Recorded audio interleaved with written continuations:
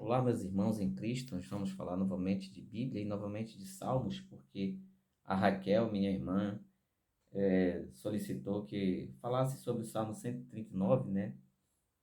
Vamos falar sobre o Salmo 139, falar algumas coisas, embora você conheça muito, provavelmente você conhece muito esse salmo, que é um salmo muito lindo, né? Mas antes de nós entrarmos, aqui embaixo tem um botãozinho vermelho, clique aí, se inscreva. Se você gostou, compartilhe. Se não gostou, não tem problema. Fique sem fazer nada, mas não dê dislike, por favor, que isso atrapalha o canal, tá? Mas tem outros vídeos aí, nós temos mais de 300 vídeos, um deles você vai gostar, tá bom? Então, aquele que você gostou, compartilhe, tá? Se você foi ajudado em alguma coisa, alguma pergunta que eu respondi, que lhe ajudou, compartilhe nesse vídeo pelo menos, tá bom?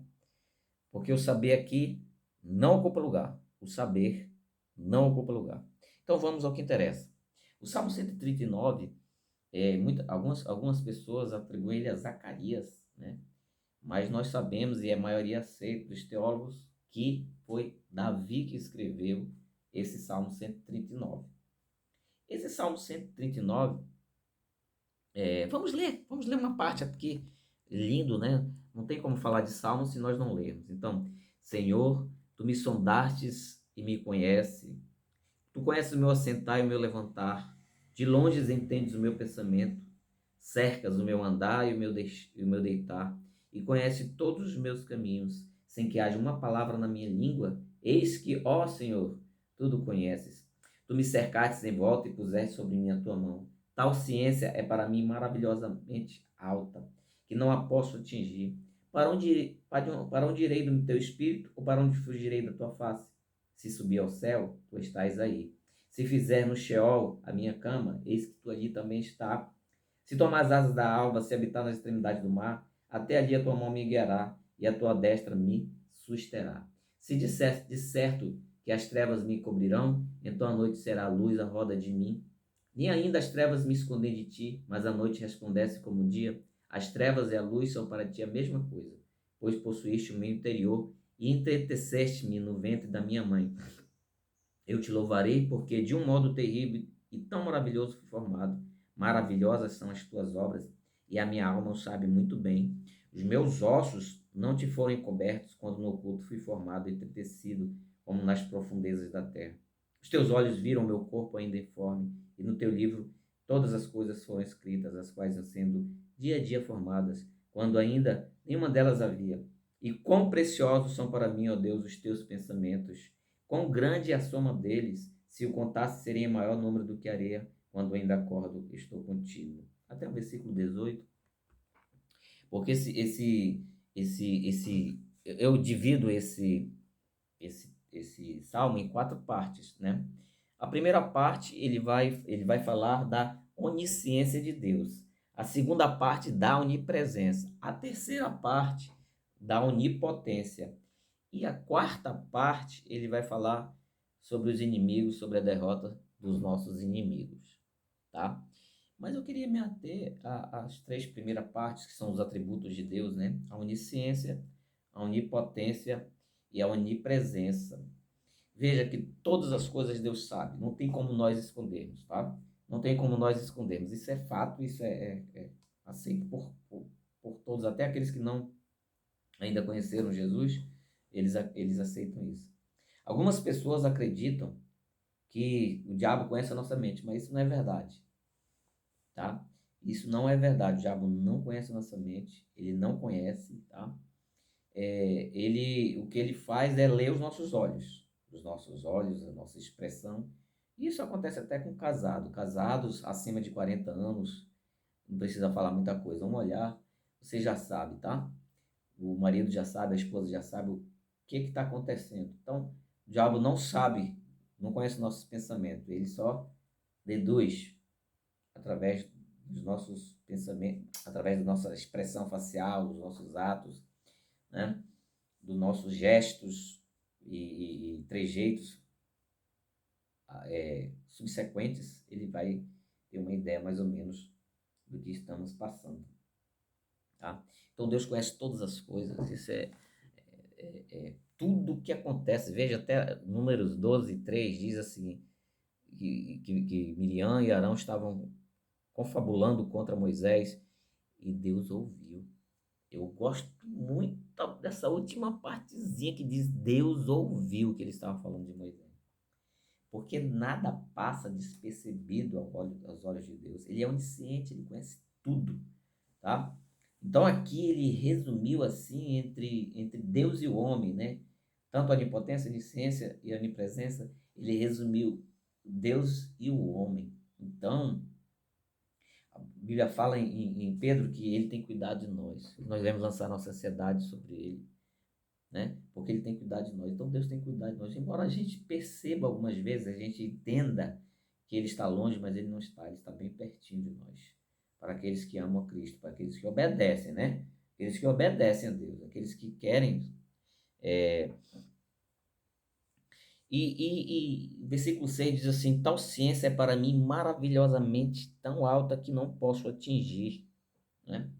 Ele vai falar aí, ele vai falar da formação do homem, como o homem foi formado no ventre e tal.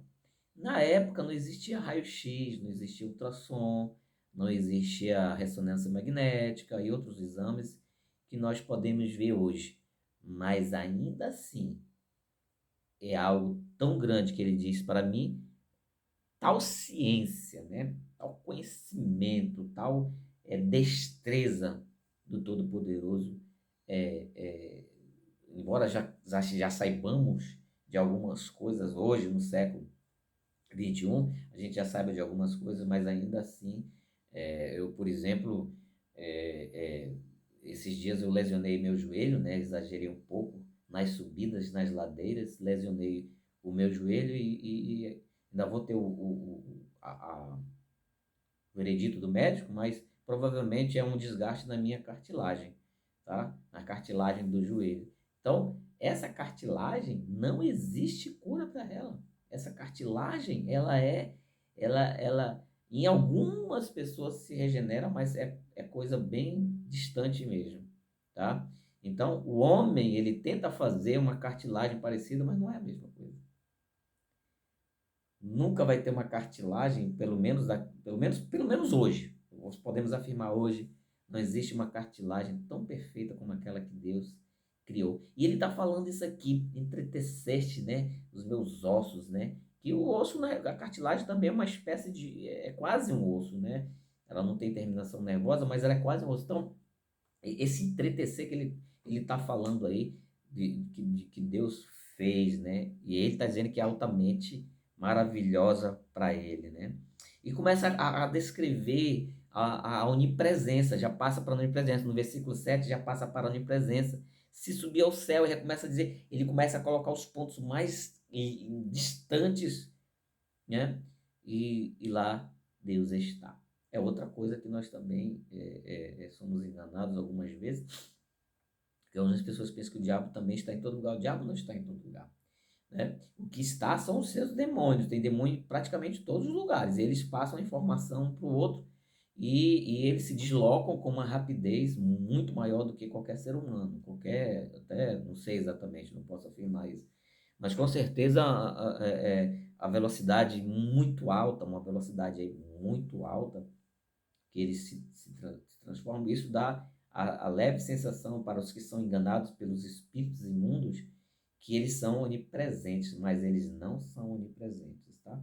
E por fim ele fala da onipotência, né? Ele começa, e lá no versículo 17, e quão preciosos são para mim os teus pensamentos, quão grande é a soma deles. Imagine, o nosso cérebro, ele tem capacidade de processar pensamentos rápidos, ali, muito rápido.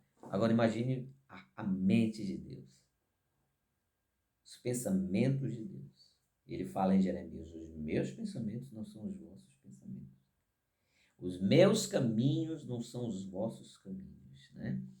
Então, os pensamentos de Deus são muito altos, são grandes, são superiores ao nosso, de maneira que tudo que ele fez de maneira de que todos esses atributos dele, a onipresença, a onipotência, a onisciência, eles estão em prol da sua glória, primeiramente, e em prol do nosso bem, porque ele nos ama tanto.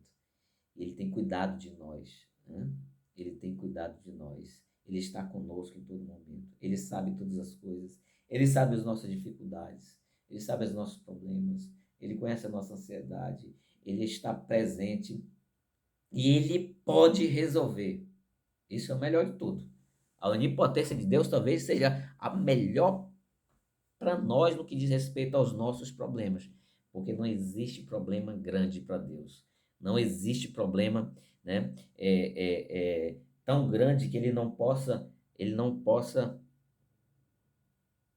alcançar. Tem nenhum problema que ele não possa refazer, né? Não existe a palavra impossível para Deus. Essa palavra impossível é de nós humanos. Tá bom? Eu espero que eu tenha ajudado a Raquel, então, alguma coisa a mais. Coloque nos comentários se você quer alguma sugestão de salmos. Coloque nos comentários se você quer contribuir mais com o que a Raquel pediu. Que Deus abençoe a todos e até o próximo vídeo.